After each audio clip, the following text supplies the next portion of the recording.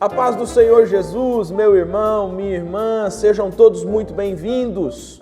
Eu sou o pastor Samuel e você está na nossa Escola Bíblica Especial. Hoje nós estamos indo para a nossa lição de número 10, vamos estudar a lição de número 10 e vamos falar um pouquinho sobre como é um lar aonde Cristo está presente. Aproveita esse momento, compartilha esse link aí com seus amigos, compartilha esse link com as pessoas da sua agenda, do seu Facebook, do seu Instagram, para que outras pessoas possam ter acesso a essa programação. Como você sabe, a nossa Escola Bíblica vai ao ar todas as quartas-feiras e é reprisada aos sábados, mas ela fica aqui disponível para que você possa assistir e compartilhar com alguém durante toda a semana, 24 horas por dia. Você pode ser esse evangelista, esse missionário, levando a palavra de Deus a outras pessoas. Eu quero lembrar você também do seguinte: agora no mês de novembro vai acontecer a Conferência UMA. Nós tivemos a conferência no ano passado, foi assim um momento muito extraordinário, um momento muito abençoador, em que nós falamos sobre unidade. O tema da conferência no ano passado tratou a respeito da unidade. Neste ano o tema vai tratar a respeito da missão, né?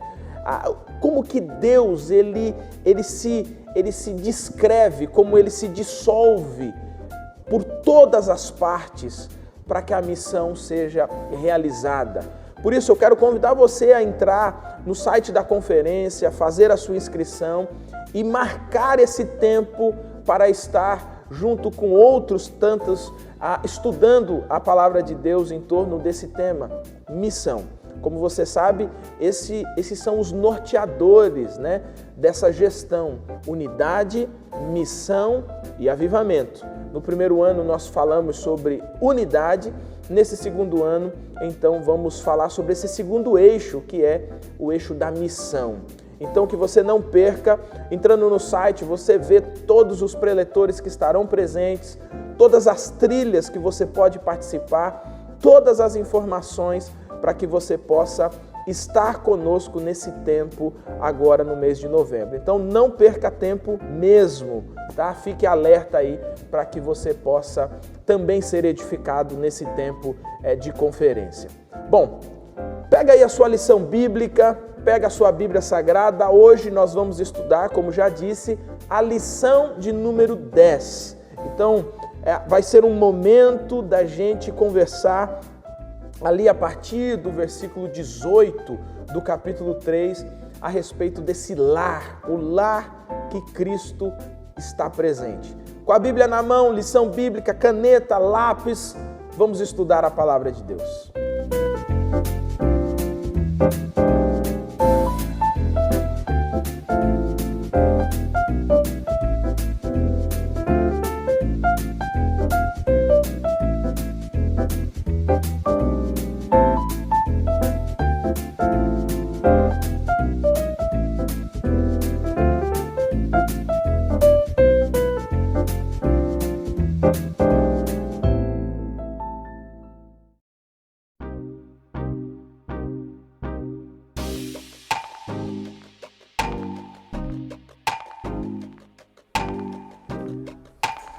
Olá pessoal, tudo bem? Eu estou aqui para convidar você para participar da Conferência UMA 2021, Missão em Movimento, o Deus de todas as cidades. Nós vamos conversar sobre esse desafio da missão nas grandes, nas pequenas cidades, a partir da ideia de que essa missão não pode parar, ela tem que estar sempre em movimento, e a gente espera você entre 26 e 27 de novembro. Acesse o nosso hot site conferenciauma.org e se inscreva. Espero você lá.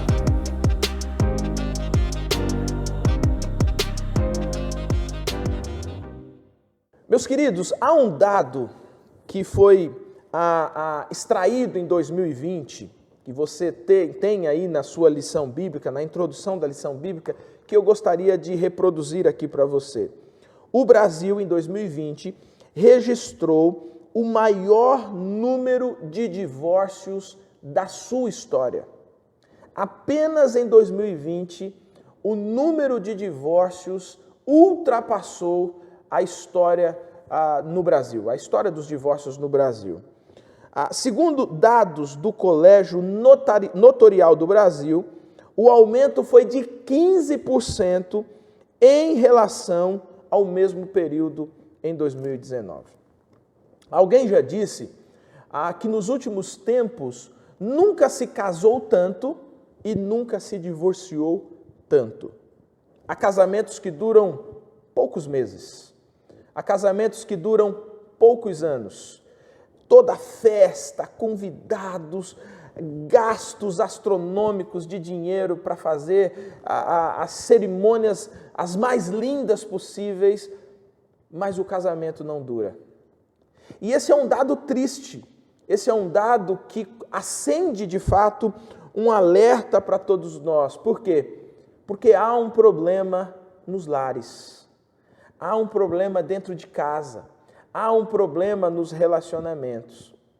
E o objetivo da nossa lição de hoje é justamente apresentar a nova vida em Cristo e essa vida em Cristo, como que ela manifesta-se dentro de casa, dentro do nosso lar, do lar cristão, o lugar aonde Cristo habita, pessoas em que Cristo habita, como esse lar então precisa ser. E é justamente sobre esse assunto que nós queremos falar hoje, que a nossa lição vai tratar hoje. Porque, embora esse dado seja um dado tenebroso, seja um dado lamentável, o número de divórcios, de famílias desfeitas, e aí você pode pensar em todas as implicações disso. Colossenses, capítulo 3, versículos 18 a 21, vai tratar justamente como um lar cristão precisa ser. Como que precisa ser um lar em que Cristo está presente. Seja no relacionamento marido e esposa, seja no relacionamento pais e filhos, mas como esse lar precisa refletir a nova vida em Cristo. Para nos ajudar, mais uma vez, hoje, na nossa lição bíblica, está o pastor Kennedy, que vai nos ajudar aqui com as respostas, com as reflexões, nessa lição de número 10. Pastor Kennedy, seja muito bem-vindo a mais um estudo da nossa lição bíblica. Amém, pastor Samuel.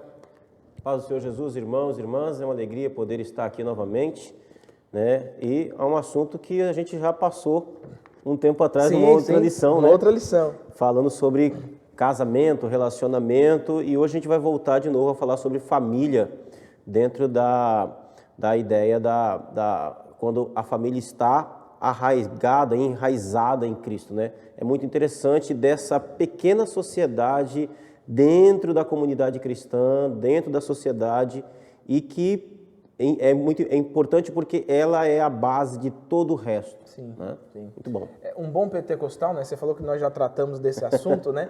Um bom pentecostal, ele diria assim, fala a Deus, né? É verdade. Porque de uma série para outra, a gente entrando na mesma questão, nós falamos na última lição que estudamos sobre a importância da palavra de Deus, né, da pregação expositiva. Sim. E tal. E esse é um ponto importante da pregação expositiva, né? Sim, ela trata o que precisa ser tratado, né? Então, assim, mais uma vez nós estamos falando sobre o lar cristão, mais uma vez estamos falando de casamento, mais uma vez estamos falando de filhos. E aí, como bons pentecostais que somos, a gente entende que Deus está dizendo alguma coisa, né? Deus está ajustando alguma coisa no nosso coração. Bom, vamos então à nossa lição. Eu quero ler com você o texto base da nossa lição bíblica. Um texto que não é exclusivo em Colossenses, tem uma porção muito parecida também em Efésios, tratando da mesma questão, e, por incrível que pareça, um texto, pastor Kennedy, que tem sido muito mal interpretado, um texto que tem sido foco de muitas polêmicas, muitas discussões, né? Principalmente na nossa sociedade, mas algumas conclusões do texto não têm ajudado a casamentos serem mantidos, né? Verdade. Algumas conclusões errôneas do texto não têm ajudado a filhos a serem criados. Então, vamos tentar abrir a palavra de Deus e entender o que a palavra de Deus, como falamos na lição passada, o que a palavra de Deus tem a nos dizer. Calar as ideologias, calar os mestres de Instagram e Facebook e ouvir o mestre dos mestres, né? A Escritura Sagrada. Veja o que diz então Colossenses capítulo 3, e aí na sequência, pastor Kennedy, nós vamos entrar nas perguntas. Esposas, sejam submissas ao próprio marido, como convém no Senhor. Maridos, amai vossa esposa e não a trateis com amargura. Filhos, em tudo obedecei a vossos pais, pois fazê-lo é grato diante do Senhor. Pais, não irriteis os vossos filhos, para que eles não fiquem desanimados. Aqui é uma famosa, aquelas reuniões de família, né? Que a penteada vem para todos, né? Vamos ajustar de cima para baixo esse negócio aqui. Ele começa de cima para baixo mesmo, ajustando tudo, sem deixar escapar ninguém, né? Sim. Ninguém, assim, eu não sei, nessa época acho que eles não tinham o costume de ter, assim, aqueles animais domésticos, né? Que não, eu acho que até o animalzinho doméstico ia entrar aqui, porque também é fruto de muitas confusões hoje, de muita instabilidade na família. Mas esse é o texto. Vamos então pensar, refletir sobre esse texto a partir das questões que são colocadas aqui na nossa lição bíblica. Pastor Kennedy, a primeira questão, ela vai dizer o seguinte: na leitura de Colossenses 3,18, Tito 2,3,4, 1 Pedro 1,3,5, responda: submissão é o mesmo que inferioridade? Como as esposas podem cumprir o seu papel no lar? Baseie-se então no item 1. Aqui o escritor da lição já decidiu começar já botando a mão no vespeiro e resolvendo o problema da interpretação, né? Então vamos caminhar aqui para resolver esse problema de interpretação. E você que costuma usar esse texto para criar confusão, você vai perceber que o texto é simples, objetivo, e o propósito dele é um propósito incrível para a vida familiar, né? Sim. O texto não é difícil. Acredito que usam o texto para causar dificuldades, né? A primeira coisa que a gente precisa observar é que Paulo não está dizendo... Então, primeiro, respondendo a pergunta, né? A mulher é inferior ao homem? De jeito nenhum. Não é. Né? A prova disso é que Paulo não está dizendo que a mulher deve se submeter ao homem. É incrível, mas as pessoas leem assim. Sim. Mas o texto diz isso. De novo, né? O que é que o texto está dizendo? O texto diz, aqui eu estou lendo na NVT, né? Diz: esposas, sujeitem-se cada uma ao seu marido. Paulo não está dizendo que a mulher deve se submeter ao homem. Ele não está dizendo isso. Então, é diferente. Onde está a diferença? Porque quando se tem essa ideia de que a mulher se deve submeter ao homem, você generaliza. Sim. Então, quer dizer que mulher não pode ser chefe de departamento, não pode ser CEO de uma empresa. Não é nada disso que Paulo está falando. Mulher pode ser chefe de departamento, pode comandar uma grande empresa, pode ser presidente do Brasil, como nós já tivemos. Não tem problema nenhum. Paulo não tem nenhum... A palavra, não é disso que ele trata. Né? Ele não está tratando disso, mas existe uma agenda que usa esse texto para dizer isso, mas não é isso que ele está dizendo. Então, Paulo está dizendo que... Ele não está dizendo que a mulher é inferior ao homem. A Bíblia em lugar nenhum diz isso, de maneira alguma. Pelo contrário, né? Ela é igual a todos ali. A Bíblia é exaustiva em dizer que a mulher é igual. É exaustiva em dizer. Então, o texto está dizendo que a esposa, agora, esposa então mudou, então não é, então nós estamos agora dentro de que ambiente? Um ambiente social? Não, nós estamos dentro de um ambiente familiar. Então nós temos uma condição aqui. E como Paulo aqui vai tratar do lar, né? Cristo, o lar onde Cristo está, esse é o nosso tema de hoje, só fazendo aqui um apanhado mais geral, Paulo vai tratar de tudo aqui, né? O texto fala até dos escravos, né? Então, com relação à sujeição, nós temos um grande problema com sujeição. É um problema da natureza humana. A natureza humana não gosta de se sujeitar. Não é que a questão não é machismo, feminismo, não. O problema é da natureza humana que não admite sujeição de forma alguma. Né? Então, ele começa dizendo: esposa, sujeitem-se cada uma ao seu marido, como é próprio a quem está no Senhor. Paulo está falando da organização do lar. Existe uma organização, existe uma hierarquia, como existe em qualquer lugar. E essa sujeição não é inferioridade, não é diminuição da mulher, de maneira alguma. Eu gosto sempre de citar o exemplo da mulher de Provérbios 31. Aquela é uma mulher que é um exemplo dessa aqui. Qual é a dificuldade da gente admitir sujeição? Porque Paulo vai falar também que o homem também deve se sujeitar. Quem? A Cristo. Assim como Cristo se sujeitou a Deus, ao Pai. Olha, o maior exemplo de sujeição que nós temos é o próprio Senhor Jesus. Aí eu pergunto, Jesus se sujeitar ao Pai, o fez inferior ao Pai? Não o fez. De forma alguma, né? Ele continuou sendo Deus. Lá em João capítulo 13, na cerimônia do lava-pés, ele deixa isso muito claro. Ele pega uma toalha, uma bacia, lava os pés dos discípulos, e o texto diz que ele, levantando-se depois, ele diz: vocês entenderam o que eu fiz? Vocês me chamam mestre e senhor e fazem bem. Tá certo. Eu sou senhor e mestre. É isso que ele está dizendo. O fato de eu lavar os pés de vocês, o fato de eu servir a vocês, não diminui quem sou. É isso que ele está dizendo. Ora, o fato das Escrituras dizer que as esposas devem se sujeitar aos seus maridos, diminui as esposas?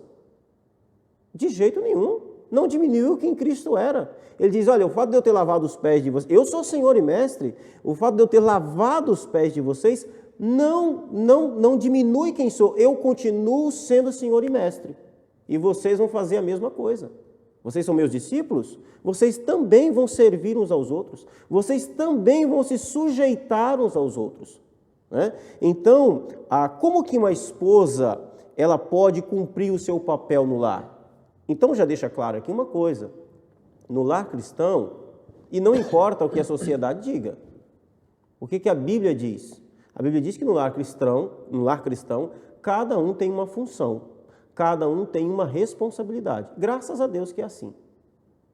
A sociedade exige que cada um cumpra o seu papel. Senão não tem como organizar também, né? Exato. Nós vemos essa organização na própria Trindade. Não é o filho que se envia, é o pai que envia o filho. Não é o espírito que vem quando ele quer. O filho tem que ir para o filho enviar o espírito. Não é o filho que voltará quando ele quer voltar. Não, é o pai que sabe. Está na administração, na economia do pai. Inclusive, quando Jesus está falando que isso compete ao pai, ele não está falando de subordinação, né? Ele não está falando de não conhecer. Ele está falando: olha, a respeito da minha volta, isso está na economia do pai, é na administração do pai. É o pai que administra essa parte.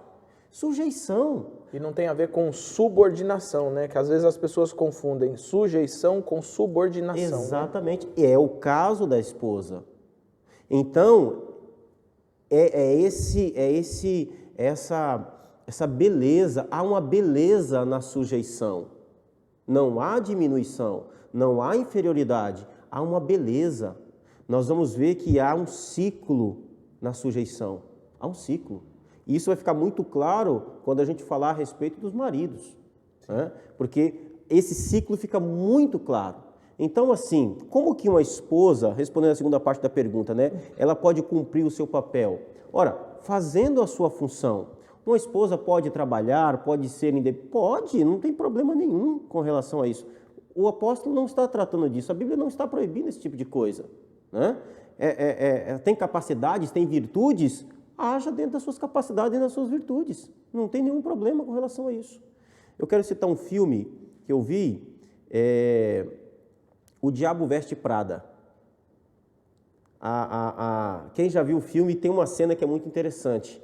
Aquela mulher que é uma empresária da moda, né? Ela é extremamente dura, terrível, ela é extremamente implacável.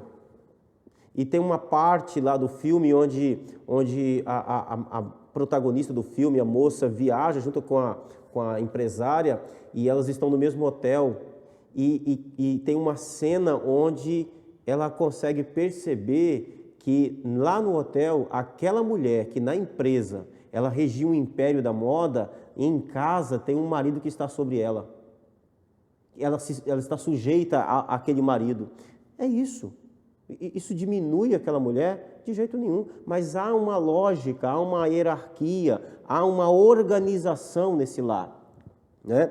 Então, cumprindo o seu papel, ajudando o seu marido, contribuindo no lar. Seu marido não pode fazer nada sozinho. Não pode, né? Não tem como, é impossível, ele precisa de ajuda, precisa de alguém que colabore, que ajude, que seja esse ombro, esse braço. É isso, é importantíssimo isso. Tá mais para uma ideia de ajudadora, né? De auxiliar, né? E aqui é um auxiliar muito interessante, porque cooperadora. Ele é cooperadora, né? Porque ele é equiparado, né? Exato. É como se fosse 50-50, né? É 50%, 50%, né? Exatamente. Tem uma outra coisa que eu gosto muito, e nós vamos entrar já na segunda questão, que é a ideia da edificação. Então, como que eu coopero no lar?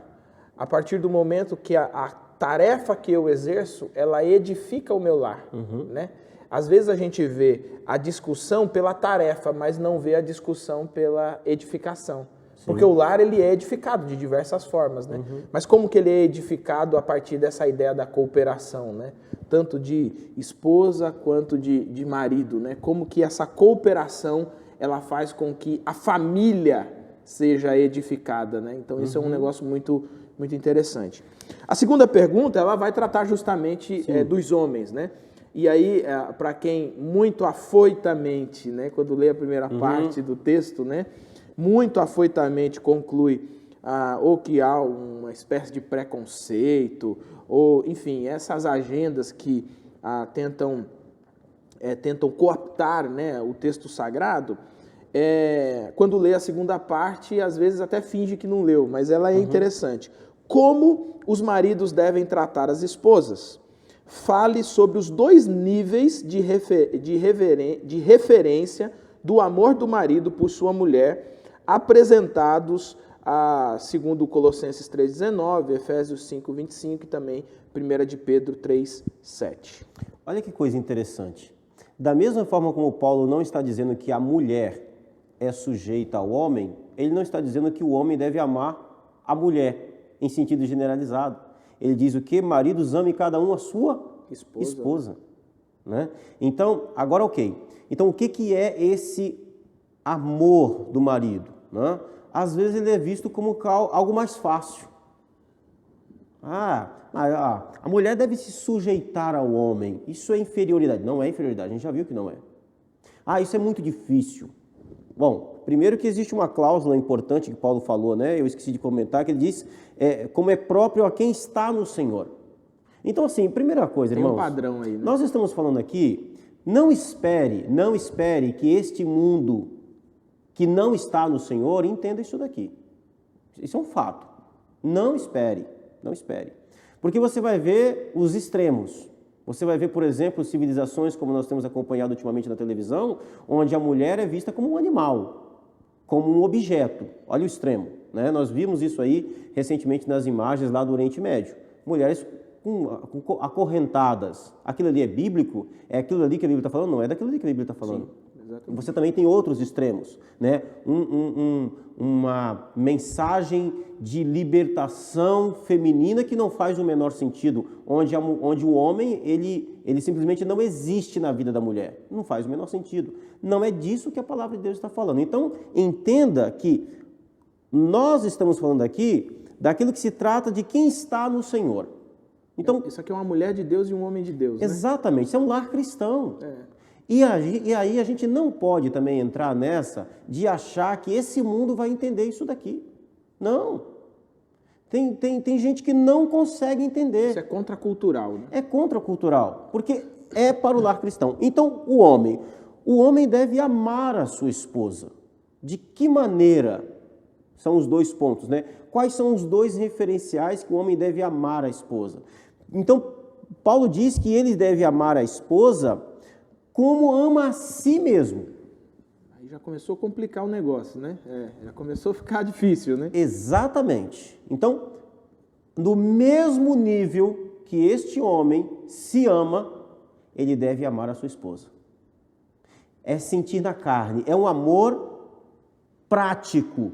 Como é que eu me amo? Como é que eu me cuido? Como é que eu me vejo? Desse sentido que eu devo, a partir daqui, né? A partir desse princípio eu devo amar a minha esposa. Eu firo a mim, eu tenho prazer em me ferir, eu tenho prazer em me sentir inferiorizado, eu gostaria de ouvir aquilo que eu estou para dizer, ou o contrário também, né? O que é que eu gosto de ouvir? Isso é um bom exercício, aliás, né? Exatamente, então é a partir daqui, né? É a partir disso. Então um homem que se ama, ele gosta de ser humilhado, ele não vai humilhar sua esposa, de jeito nenhum. Ele gosta de ouvir coisas boas, ele dirá coisas boas. Ele gosta de receber coisas boas, ele dará coisas boas. Então, esse é o primeiro ponto. O segundo aspecto é como Cristo amou a igreja. E como foi que Cristo amou a igreja? Aí apertou, né? Aí apertou. Se já estava ruim, se já estava difícil, ficou, humanamente falando, impraticável. Por isso que, de novo, isso aqui é para o povo que está no Senhor. Né? Como Cristo amou a igreja. E como é que foi que Cristo amou a igreja? Primeiro, sacrificialmente. Se entregou por ela. Se entregar por ela, fazer por ela, assumir o seu lugar. E cá entre nós, o se entregar por ela é apenas um eufemismo para morreu. Né? Morreu por ela, morreu por literalmente. É entrar na frente da bala. Isso aí. É assim, é um dos dois, sou eu, é comigo esse negócio aí. Isso aí é comigo, é eu. É esse amor. Né? O que ela precisa para ter vida e vida com qualidade? Não foi isso que Cristo fez pela igreja? É a grande pergunta. O que a igreja, o que é necessário para que eu tenha um povo para mim? O que é necessário? Morrer? É agora. O que é necessário para que a minha esposa tenha uma vida e uma vida com dignidade, com qualidade? É isso que eu farei. Então, esse é o nível de amor. Agora, vou lhe dizer uma coisa para as irmãs, às vezes, que ficam um pouco ainda, né? Ah, mas esse negócio de sujeitar, eu não concordo. Então, talvez o problema não esteja na orientação bíblica, esteja num relacionamento ruim. Porque eu não conheço nenhuma esposa que tem dificuldade de sujeitar um marido que a ame como Cristo amou a igreja. Pelo contrário. Elas são profundamente realizadas. Isso é quase que natural, isso não tem nem essa discussão. Não né? tem. Não tem nem essa discussão. Não tem. A gente sempre percebe que esse tipo de discussão já parte de um relacionamento que é disfuncional. Exatamente. Já tem outros problemas lá. Exatamente. Então, assim, nenhuma mulher terá dificuldade de amar um homem, de amar o seu marido, se esse marido, de se sujeitar a esse marido, se esse marido a ame como Cristo amou a igreja. E aqui a gente vale também algumas coisas práticas com relação aos homens, né? E entender o seguinte, meu irmão, pegar um copo d'água para sua esposa, aproveitando que você está na cozinha, não cai a mão do braço. Lavar uma loucinha também Lavar não, né? uma loucinha também não é nenhuma dificuldade no mundo. Pelo contrário, ajude. O apóstolo Pedro fala até isso de forma prática, né? Que você deve viver a vida do lar com a sua esposa de uma maneira onde você participa da vida do lar. Né? Então, assim, minha irmã, outra coisa, né? Uma orientação aqui para as irmãs. Olha, minha irmã, se você trabalha fora, o seu marido trabalha fora, e você chega em casa, ele vai para a televisão assistir o jornal e você vai lavar roupa, ora, vai lá, pega o controle, desliga a televisão e diga, meu filho, me ajuda. Tá disfuncional, né? Tá disfuncional o negócio. Esse negócio do ajuda, eu vou até usar aqui um parênteses, vou abrir um parênteses aqui para lembrar um pouco a minha esposa. A minha esposa fala assim, não é ajuda, você também mora aqui. Verdade. Entendeu? Perfeito. Às vezes eu falo assim, eu vou ajudar com meu filho, tem 2 anos, vou ajudar com ele. Não é ajuda. Ele também é seu filho. Exato. Então, assim, quando a gente fala de cooperação, não, nós estamos sonhando, vivendo, construindo a mesma vida, né? Exatamente. Então, assim, não tem a ver nem necessariamente com ajuda, mas tem a ver com essa coisa de nós estamos indo para o mesmo lugar, nós somos apoio um para o outro, nós somos cooperadores um do outro, né? E eu acho muito interessante essa ideia. É perfeita a ideia, né? Porque é isso mesmo na prática, é isso mesmo na prática. Então, assim, olha como que é belo isso. Isso é belo. O objetivo das Escrituras é proporcionar orientação para que nós tenhamos esse tipo de qualidade de vida no casamento, né? Uma vida equilibrada, uma vida de cooperação, uma vida onde os dois participam da vida juntos, né? Então, isso é fundamental. Então, assim, não há nenhuma dificuldade. De novo, não esperemos que a sociedade sem Cristo entenda isso. E aí a gente vê o que vê, né? Uma sociedade onde as famílias estão os casamentos são cada vez mais esquisitos, duram cada vez menos. Quando esses casamentos acontecem, eles são extremamente ruins, pessoas com experiências péssimas de relacionamento. Mas por quê? Porque princípios da palavra de Deus não fazem parte daquela rotina, não fazem parte da ideia daquele casamento, e aí as coisas se complicam mesmo. O marido ele vai ser grosseiro, a esposa vai responder da mesma forma, e não vai dar nada certo, fica extremamente ruim, complicado. Assim, a negligenciar a sabedoria bíblica é a pior coisa para fazer na vida, né? Sim, e isso aqui é fé. É fé. Isso aqui é fé. Você crer que se você seguir o que as Escrituras diz, indo na contramão daquilo que esse mundo diz, é confiar naquilo que Deus disse. Porque fé é isso. Fé não é pensamento positivo. Fé não é positivismo. Fé é você confiar naquilo que saiu da boca de Deus. O que foi que Deus disse? Deus disse isso. Então eu confio que naquilo que Deus disse, aquilo é verdade e eu farei segundo aquilo que o Senhor orienta. Amém. Bom, você vê como diz o pessoal no popular, né? O chicote estrala, né? Mas aqui parece que ele está estralando para todos os lados, né? Marido, esposas e agora filhos, né? Colossenses 3:20 e também o item 2 do comentário. O que se espera dos filhos na vida em família? Qual é o nosso maior exemplo de obediência? Provérbios 1:8, Efésios, o texto de João, também de Filipenses, para ajudar aí na composição dessa resposta. Sim. Então, o texto de Colossenses, né, vai dizer: filhos, em tudo obedecei a vossos pais, pois isso agrada ao Senhor. Os filhos devem obediência aos pais, irrestrita, incondicional, atemporal. Então, qual é a postura dos filhos nessa família, nesse lar cristão? Obediência. Os pais são dignos de honra. Os pais têm sabedoria de vida. Os pais merecem, eles são a autoridade no lar sobre os filhos. Filho, não são os pais que devem se sujeitar aos filhos. E assim, de novo, né? Quando a gente olha para fora na sociedade, a gente começa a perceber uma inversão, até mesmo aqui, né? Então, hoje nós temos essa coisa mudada, onde os filhos reinam sobre as famílias. Famílias tomam atitudes radicais por causa de filhos. Como se os filhos tivessem a sabedoria da experiência, e não tem. Eu lembro do meu pai, né? Meu pai dizia assim para mim, para os meus irmãos na nossa juventude, né? Ele dizia assim: olha, quando eu achava que eu estava sabendo alguma coisa na vida, ele sempre dizia assim: o caminho onde você está pensando em andar, eu já passei.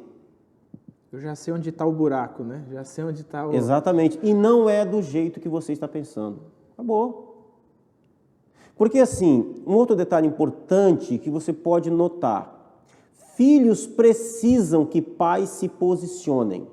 Se por um lado nós temos uma negligência da obediência dos filhos aos pais, por outro lado, essa obediência ela só pode ser possível porque em algum momento esses pais abriram mão da sua autoridade e abriram mão de exigir a obediência dos filhos. E sempre, eu vou fazer só um parênteses aqui, pastor, só para colaborar, né? Eu acho que nós nunca vivemos um tempo em que há tantas pessoas ensinando como criar filhos. Verdade. E sabe o que é interessante? Tem pessoas que ensinam como criar filhos e elas não têm filhos. Verdade. Esse é o primeiro problema.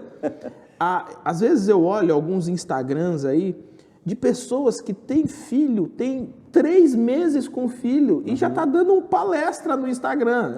É a Maria Palestrinha, o Zé Palestrinha, dando palestra no Instagram de como criar filho. Não, porque eu faço assim, porque e tal. Às vezes eu me questiono, né? Será que muitas das pessoas que ficam ali obcecadas por esses influencers, né, de internet, será que eles já leram tudo sobre filho na Bíblia?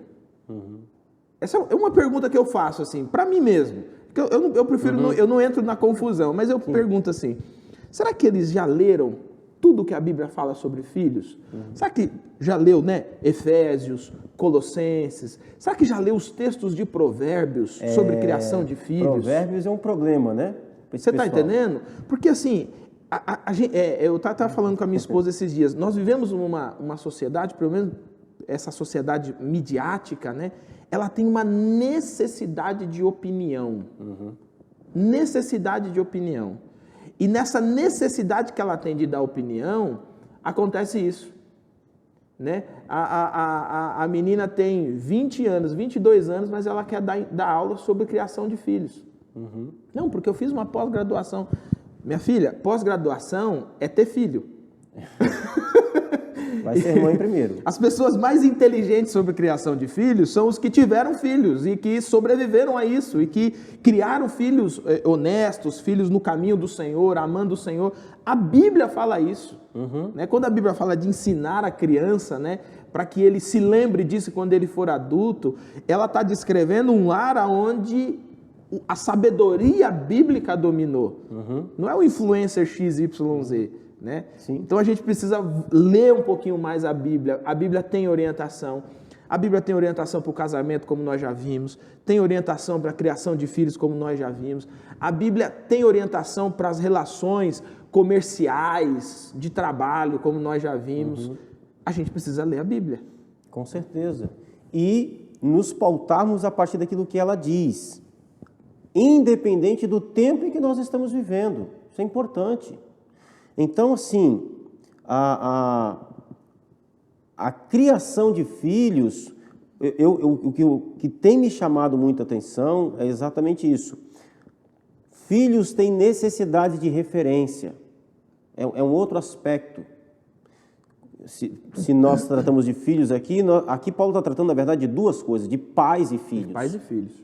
Né? Se, por um lado, nós temos uma geração de filhos que tem dificuldade com relação à obediência, à honra aos seus pais, por outro lado, nós temos uma dificuldade também com relação a pais que não se impõem, que não exigem respeito, que não se dão respeito, pais que abriram mão da sua paternidade, mães que abriram mão da sua maternidade.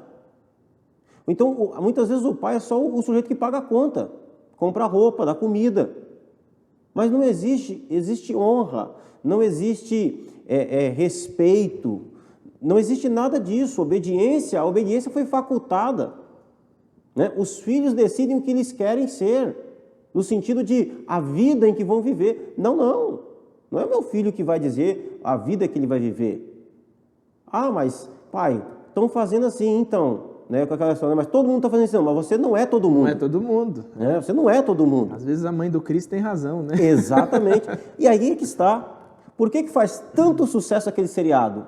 É exatamente porque as famílias veem ali uma coisa que elas querem ser, mas elas não conseguem ser. Mas aquilo ali era o que elas gostariam de ser. Uma mãe que pega no pé, filhos que se submetem, são honrosos aos seus pais, né? Que não sabem tudo da vida e vão descobrindo isso. Pais zelosos, trabalhadores, honrados.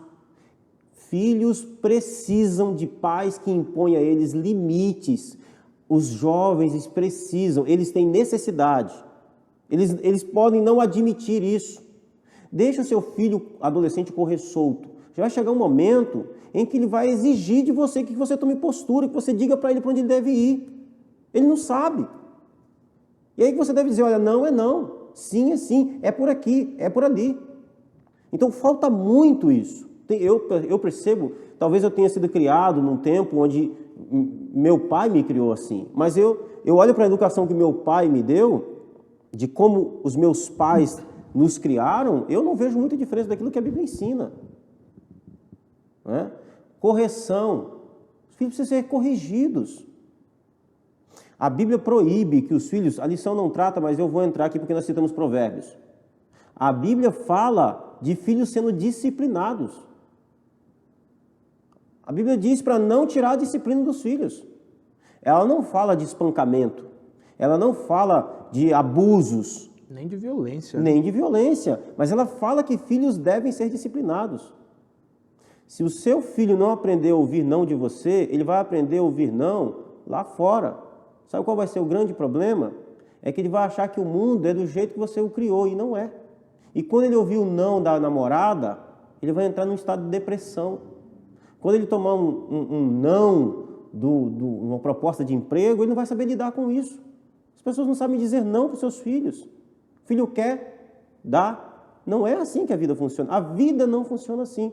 Se os filhos não aprendem a honrar seus pais, não aprenderão a honrar as autoridades civis. Olha para onde nós vemos, muitas vezes, filhos, principalmente de classe média, confrontando autoridades. Né? Por quê? Porque não tem em casa isso, não tem limite nenhum.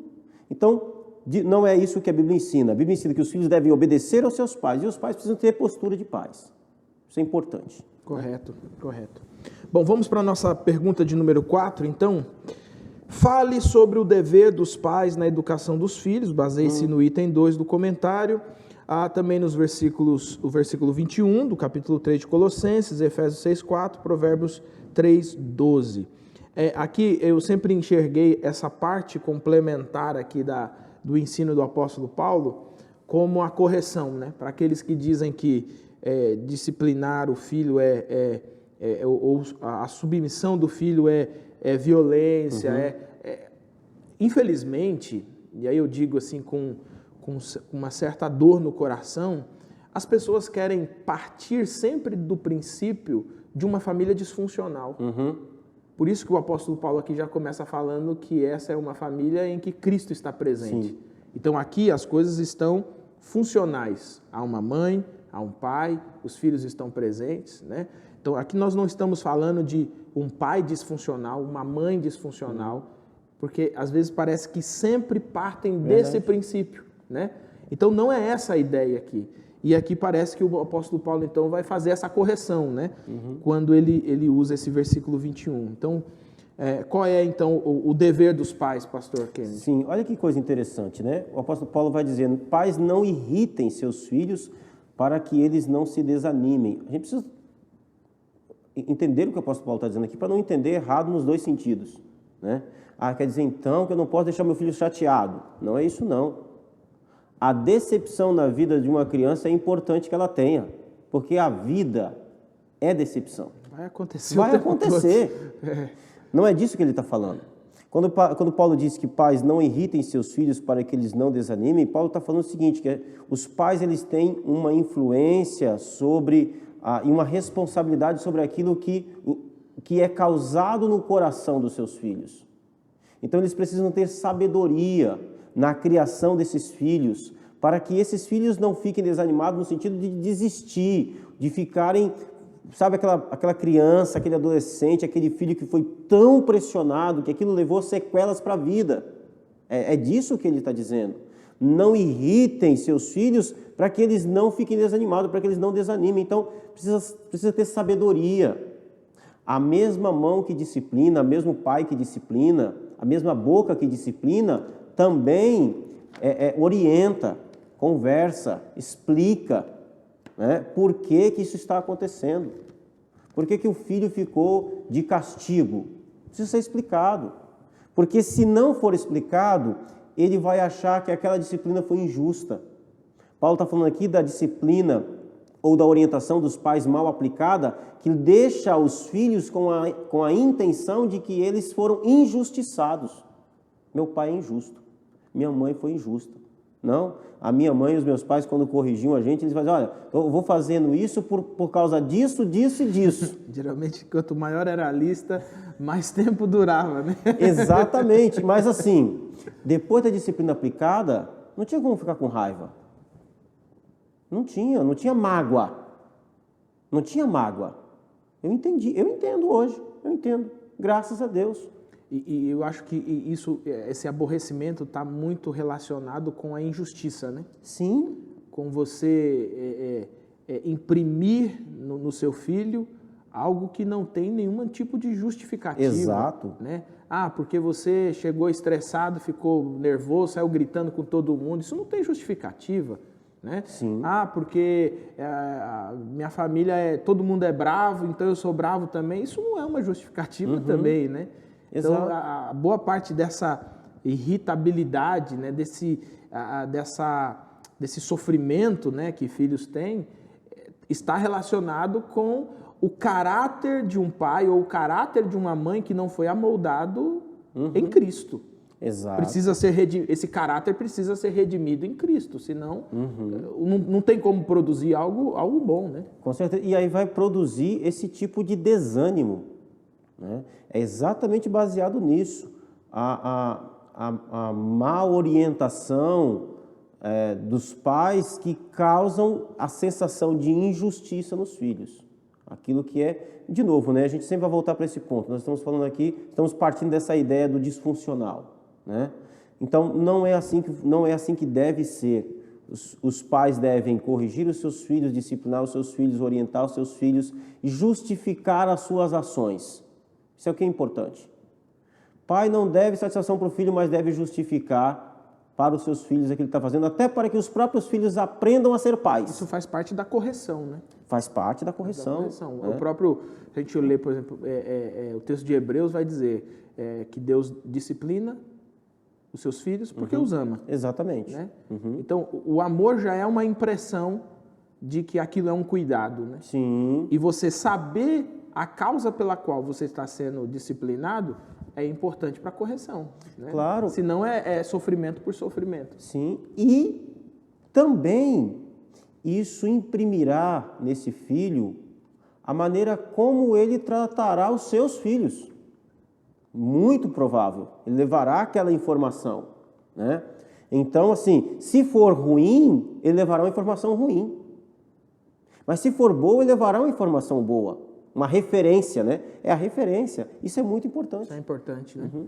Bom, meu querido irmão, minha querida irmã, você que é o nosso aluno aqui na Escola Bíblica, nós estamos chegando ao fim da nossa lição bíblica. E eu queria, pastor Kennedy, que você oferecesse aqui, com base nessa pergunta 5, sugestões práticas de como alguém pode expressar, como que dentro desse lar o amor pode ser expressado. Sim, eu acho que é um resumo, né? Essa questão aqui é um resumo de tudo aquilo que a gente já falou. A esposa ali, companheira, cooperadora, junto com o seu marido, ajudando, esposa em Cristo, família cristã, uma família que acima de tudo está sujeita à palavra de Deus, sujeita a Cristo, né? Ajude o seu marido, pega junto com ele, né? Marido, ame a esposa, viva a vida comum do lar, como o apóstolo Pedro diz, né? Para que até que as suas orações não sejam impedidas. Sim. Viva a vida comum do lar, e compartilhe a vida com a sua esposa. É muito importante. Calça o chinelo de vez em quando, né? Exatamente. Sabe? Cuide do seu relacionamento, do seu casamento. A esposa faça o que precisa ser feito para que o seu casamento seja mantido, seja cada vez melhor. O marido faça o que precisa ser feito para que o seu casamento seja mantido, seja cada vez melhor. Talvez ela não goste de flores, mas se você levar uma coxinha Ajuda, né? Olha, meu irmão. Às vezes é o copo d'água, né? O copo com água, Exatamente. Né? Então, assim, viva a vida comum do lar. Quando você vive a vida comum do lar, sobra mais tempo para tudo. Tem mais tempo, porque aí 2 é melhor do que 1. Né? E os conflitos diminuem, né? A gente gasta muito tempo com conflito, né? Com certeza. Filhos, relacionamento entre pais e filhos. Ora, de novo, né, nós temos o mesmo princípio. Nenhum filho terá problema em amar o seu pai, em se sujeitar, em obedecer um pai que o ama. É a mesma coisa. Se os seus filhos são desobedientes, você precisa olhar para a sua paternidade, né? Para a sua autoridade do lar. Você ama os seus filhos? Você expressa que você ama os seus filhos? Você desenvolve tempo com os seus filhos? Você tira tempo com os seus filhos? Você tem trabalhado tanto que não tem tempo para nada? Você sabe você conhece os amigos dos seus filhos? Você sabe jogar os jogos que seus filhos jogam? Né? Então, nenhum filho terá dificuldade de honrar e obedecer um pai e uma mãe que o ama. Nenhum filho terá dificuldade com isso. Né? E pais também que venham saber aí, dia a dia, no zelo da criação dos seus filhos. Então, assim, o amor aqui deve ser o vínculo dessa família, né? O marido ama a esposa ama o marido, os filhos amam os pais amam os filhos. E como diz o escritor aqui, né? O maior bem que um pai pode fazer a um filho é amar a mãe dele. Isso é muito importante. Se você não ama a sua esposa, os seus filhos perceberão. E é bem provável que eles também não amarão as esposas deles. Verdade.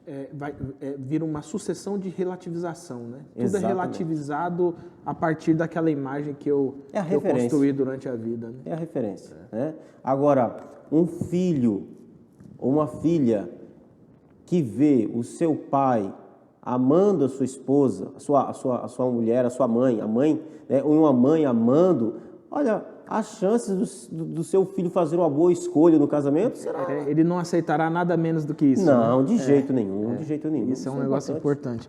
Pastor Kennedy, chegamos ao fim do nosso estudo. Você vai orar aqui para nós, para a gente encerrar. Mas antes da sua oração, eu queria que você desse uma palavra para famílias que estão atravessando tempos difíceis, casamentos que estão atravessando tempos difíceis, famílias, casais na criação dos filhos, tempos difíceis. Eu digo para você o seguinte, tenha filhos. Se você é casado, tenha filhos. Filhos é uma bênção. E inaugura uma nova fase da nossa vida, uma nova fase de maturidade. Não aceite a ideia de que você não deve ter filhos porque filhos atrapalham você. Isso é fruto daquilo que o apóstolo Paulo falou para Timóteo, né? Os tempos difíceis, em que o egoísmo tomaria conta do coração de tal forma que a gente vai eliminando aqueles que podem nos prejudicar, né? Não, tenha filhos, é uma bênção de Deus, mas aprenda a desenvolver essa nova fase, aprenda a se relacionar com maturidade nessa nova fase. Então, para essas famílias, Pastor Kennedy, uma palavra pastoral. Amém. E depois você pode conduzir a oração para a gente. Eu quero dizer para você, minha irmã, e quero desafiar você a se submeter, a se sujeitar ao seu marido, como Cristo se sujeitou ao Pai. Cristo é seu Senhor, você é discípula dele. Eu quero desafiar você, talvez você não consegue acreditar que isso vai dar certo, mas eu quero desafiar você a crer. A crer não em mim, mas a crer naquilo que a palavra de Deus ensina. Marido, eu quero desafiar você a amar a sua esposa como Cristo ama a igreja. Será que você consegue? Será que você topa esse desafio de se entregar a ela, por ela? Esse é o desafio que eu quero lançar para você. E aqui é você, filho, também. Quero desafiar você a acreditar que há bênção de Deus na obediência aos seus pais. Não importa quem são os seus pais, não importa se eles já tenham feito mal a você. Eu quero desafiar você a ser obediente apesar dos conflitos, das dificuldades que você possa ter tido no seu relacionamento com os seus pais. E eu quero desafiar você, pai e mãe, a assumir a sua posição de pai e mãe, de entender que o experiente aqui é você, de que você conhece os caminhos das pedras, de que Deus deu a você a autoridade e a responsabilidade de mostrar aos seus filhos de como é que é a vida que o Senhor quer que eles vivam, porque ali está a bênção de Deus. Amém? Quero orar por você, pela sua família, em nome de Jesus. Pai Santo, obrigado por sua palavra, meu Deus, que vem orientar sobre o nosso lar e a nossa casa. Obrigado, meu Deus, por tudo aquilo que o Senhor nos orienta, Senhor. Eu quero pedir, meu Deus, a Ti, meu Deus, também, que o Senhor venha, através do Teu Santo Espírito, abençoar, meu Deus, essa esposa, esse marido, esse casal. Senhor, talvez há aqui pessoas que o casamento já está por um fio, Senhor. Mas eu quero, meu Deus, pedir a Ti, pela Sua misericórdia, que o Teu Espírito Santo os convença a crerem, meu Deus, que não há causa perdida para o Senhor, de que eles, meu Deus, podem ter o casamento restaurado, Senhor, se crerem, meu Deus, na orientação que vem da Tua palavra, se confiarem em Ti. Pai querido, eu quero pedir a Ti, meu Deus, também, pela Sua bênção, na vida, meu Deus, desse filho, dessa filha, que não consegue mais conversar com a sua mãe, com o seu pai. Senhor, tem misericórdia, que esses pais e esses filhos venham entender e crer que o Senhor pode restaurar qualquer relacionamento, que o Senhor, meu Deus, pode restaurar os laços de amor que existem entre eles. Pai Santo, tem misericórdia, abençoe, meu Deus, as nossas famílias. Nós te suplicamos, ó Deus, e te pedimos, em nome de Jesus. Amém. Amém. Glória a Deus. Pastor Kennedy, Amém. Mais uma vez, obrigado. Nossa escola bíblica vai ao ar todas as quartas-feiras, reprise no sábado, mais segunda-feira tem texto e contexto, terça-feira conexão feminina, quinta-feira promessas de esperança e outros tantos programas que estão entrando na nossa grade e na nossa programação. Fique atento. Se você ainda não segue a Promessista no Instagram, entre lá no Instagram e coloca para seguir, para você ficar por dentro de todas as novidades, você ficar por dentro de tudo que está acontecendo na nossa igreja. Que Jesus abençoe você, que você tenha uma feliz semana, bons estudos e nós nos vemos na próxima semana.